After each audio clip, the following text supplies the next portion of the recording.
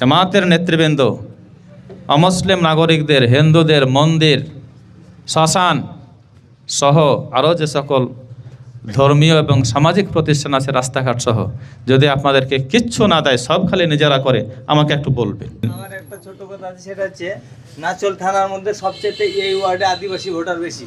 নাচল থানার মধ্যে আদিবাসীদের প্রতি একটু লক্ষ্য রাখার জন্য আমি ধন্যবাদ। আমি বলি, আমি গতকালকেও আমার উপজেলা আমিরদের একটা মিটিং ছিল আমার সাথে রহনপুরে। আমি বলেছি সরকারি অনুদান যেগুলো আসবে সেখানে যদি মসজিদের নাম থাকে, মন্দিরের নামও রাখতে হবে। সরকারের টাকাতে মুসলমানদের যেমন অধিকার আছে, অমুসলিম নাগরিকদের তেমনই অধিকার আছে। এ কথা আমি বলেছি আমির সাহেব, বলেছি। কারণ সেই ইনসাফটা আমাকে করতে হবে। আমি দল, মত, ধর্ম, বর্ণ নির্বিশেষে সকলের কল্যাণে কাজ করতে চাই। আমার নেতৃবৃন্দ আমার কথার সাথে ঐক্যমত পোষণ করেছেন, সহমত পোষণ করেছে।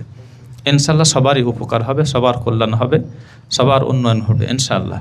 আপনারা খেয়াল করবেন, যদি জামাতের নেতৃবৃন্দ অমুসলিম নাগরিকদের, হিন্দুদের মন্দির, শ্মশান সহ আরও যে সকল ধর্মীয় এবং সামাজিক প্রতিষ্ঠান আছে, রাস্তাঘাট সহ, যদি আপনাদেরকে কিচ্ছু না দেয়, সব খালি নিজেরা করে, আমাকে একটু বলবেন। ঠিক আছে? সবাইকে অসংখ্য ধন্যবাদ।